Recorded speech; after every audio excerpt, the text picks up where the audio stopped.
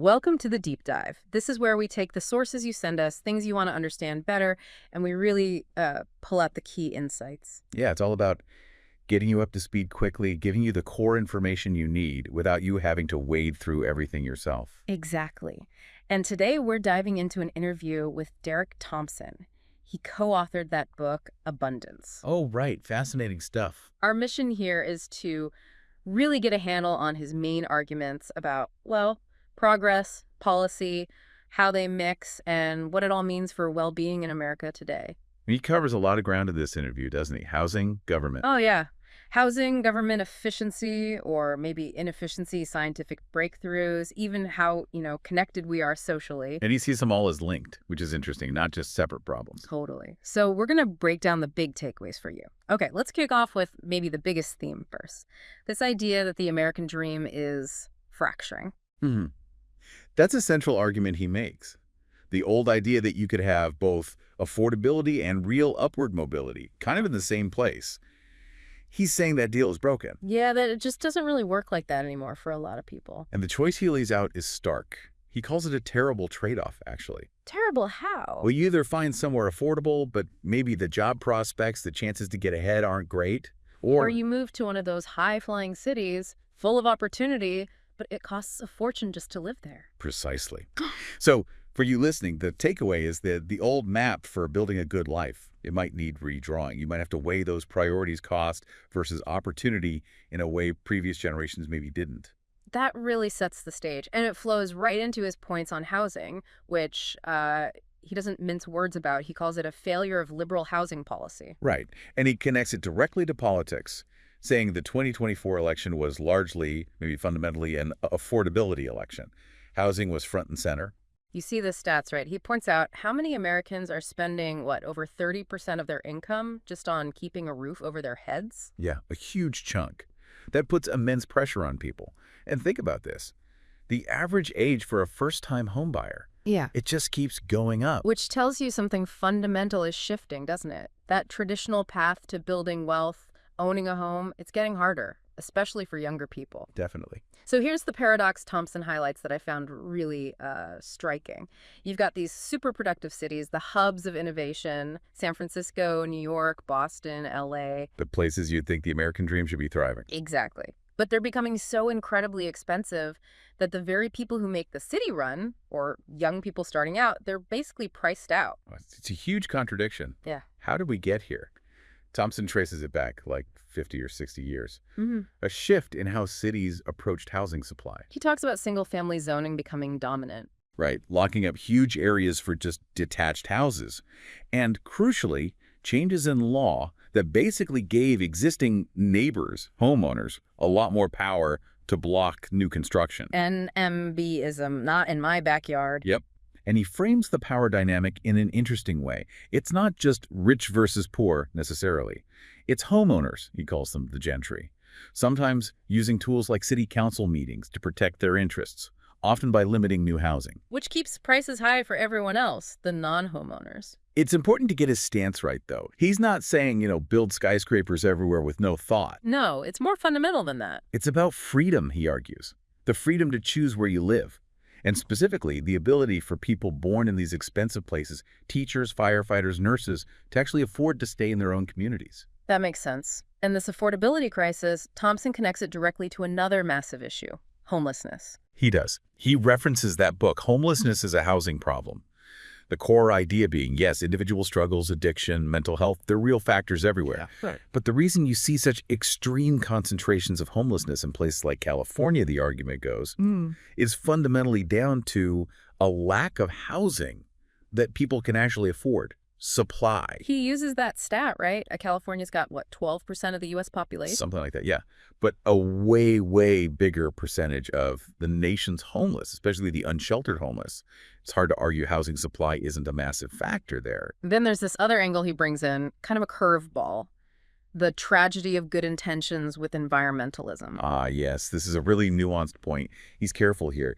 He acknowledges those environmental laws from the 60s and 70s were vital, absolutely necessary at the time to tackle pollution. But now, he argues, some of those same laws, or the way they're applied, actually make it incredibly difficult slow and expensive to build the good stuff we need for the environment. Like what? Like dense housing, which is much more energy efficient than sprawl, or clean energy projects, wind farms, solar farms, transmission lines.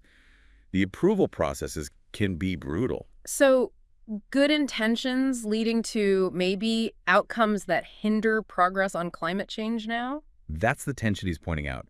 The legal structures created back then can sometimes get in the way of environmental solutions today. Okay, so let's shift gears a bit. Thompson broadens the lens from just housing to this idea of untapped potential in government efficiency. Yeah, it's not just housing we struggle to build. His point is bigger. America seems to be getting worse at building lots of things quickly and affordably. Clean energy, transit, infrastructure. He uses a specific example, doesn't he? That broadband program from the infrastructure bill, BEAD. Oh yeah, the BEAD program. He details this, like 14-step process just for providers to access the funds.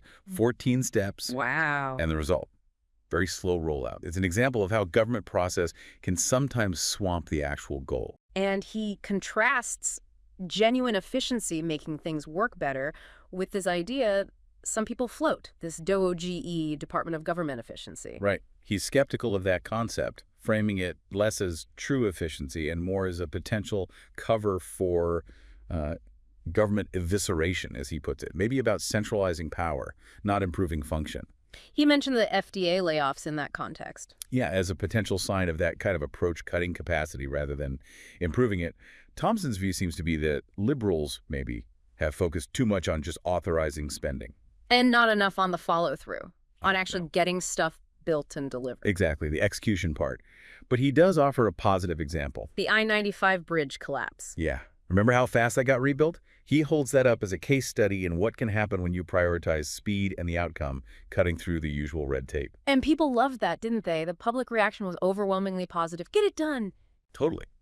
It showed the government can be effective and decisive when it wants to be, or when the political will is there to make outcomes the priority. This whole discussion about how government functions, or doesn't, leads him to bring in this concept from the historian Gary Gersel, political orders. Right, these underlying kind of agreements or frameworks that shape whole political eras, big picture stuff. He talks about the New Deal order.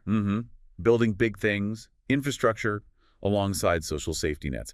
That was the consensus for decades. And then the neoliberal order that followed. Yeah, focused more on deregulation, markets, and, Thompson argues, it also empowered individuals and groups to block government action much more easily, leading to what some call a vetocracy. Vetocracy, like too many veto points, gridlock.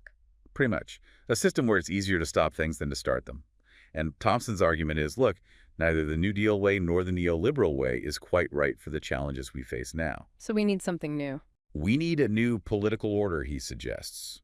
One built around the idea of an effective government. A government that prioritizes speed, competence, and actually delivering results. Getting things done. That makes sense. From building things physically to building, well, scientific progress. He pivots to this idea. Innovation requires implementation. This is crucial. It's not enough just to have a brilliant idea, a scientific breakthrough. That breakthrough only changes the world if you can actually implement it. Scale it up, get it out there. He uses historical examples, right? Like vaccines. Vaccines, electricity, penicillin, these were all massive technological leaps, sure. But their real impact came from development, manufacturing, distribution. Think about health insurance. Its value depends on having actual effective treatments to ensure treatments born from science and tech. He zooms in on the NIH, the National Institutes of Health, which is, the engine of so much U.S. medical research. But he raises some concerns. Yeah, he wonders if its processes, maybe unintentionally, discourage the really bold, high-risk, high-reward science. Well, maybe favoring more established researchers over younger innovators, funding more incremental work, and just the sheer amount of time scientists spend on paperwork, grant writing. He mentioned a number, like 40% of their time. Something staggering like that, yeah. He sees that as a real drag on discovery. And he contrasts this need for better processes with things like DOGE, which he fears could just mean slashing grants and hindering research, not making it more effective. So what's the alternative? Thompson suggests experimenting, right? Exactly. Experimentation within government science funding itself.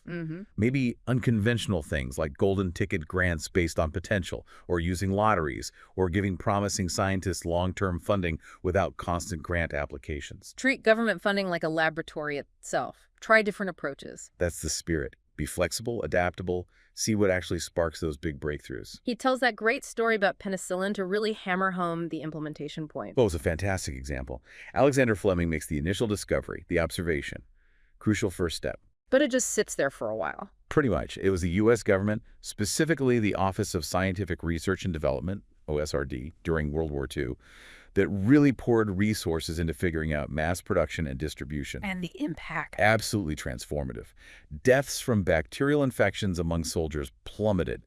It shows invention is step one, but implementation, scaling it up, that's where the society-changing impact happens. And he sees a modern parallel. Operation Warp Speed.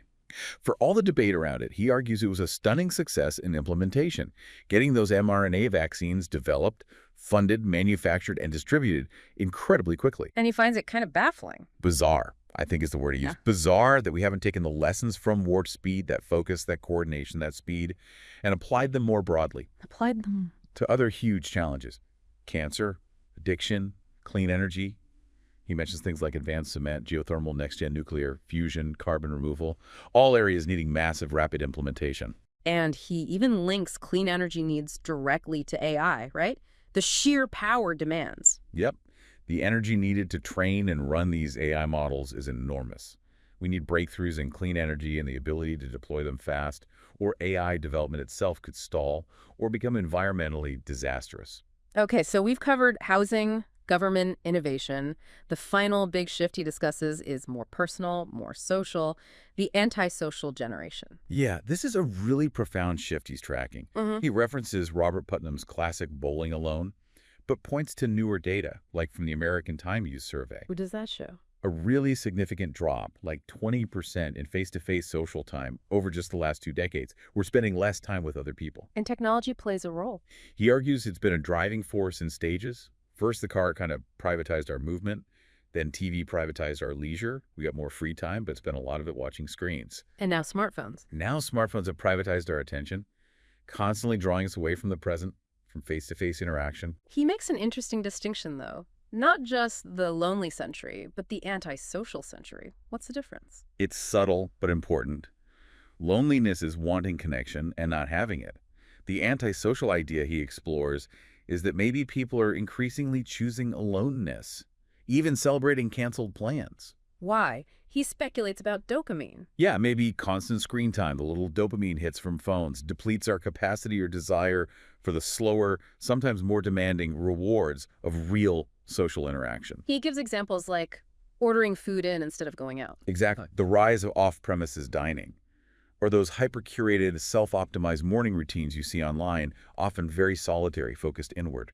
And this connects to bigger trends. He links it to other indicators. Teenagers reporting fewer close friends, less dating, delaying marriage, having fewer kids. It seems to be part of a broader pattern of declining social connection. With real costs, obviously. Oh, absolutely. He points to the rising rates of anxiety, social anxiety, depression, especially among young people.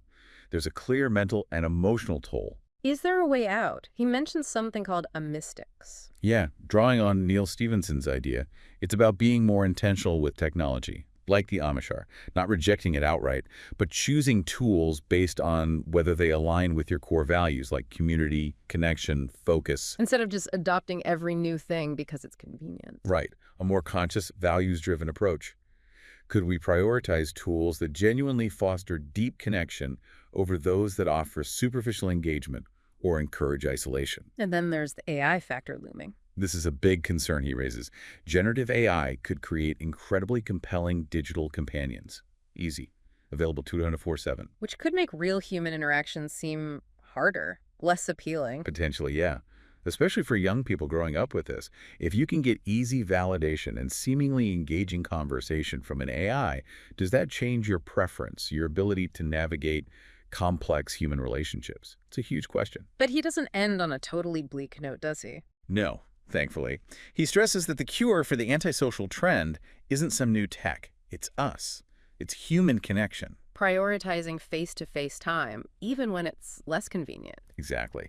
Acknowledging it's a collective problem, though, It's hard for one person to swim against the tide. Hmm? We need to rebuild social habits together. So wrapping this all up, the core tension Thompson explores seems to be this gap, right, between America's potential for innovation, for abundance, for connection, and the obstacles we seem to put in our own way. Yeah, obstacles in policy, like with housing, obstacles in process, like with government efficiency or science funding, and maybe even obstacles in our own behavior with how we use technology and prioritize connection. So the key takeaways for you listening: that fractured American dream due to affordability, the need for government to be effective, not just busy, the absolute necessity of implementing innovations, learning from things like warp speed, and this worrying drift towards being antisocial, potentially amplified by AI. It's a really thought-provoking analysis.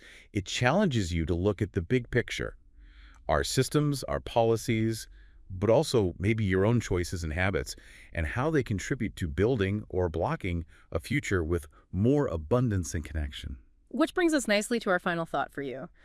Considering everything Derek Thompson lays out in this interview, think about this. What's one specific rule, one process, maybe even just one personal habit that you think most needs a rethink to help foster more abundance, more effectiveness, and more real human connection in American life today? Definitely something to mull over. Absolutely. Thanks for taking this deep dive with us.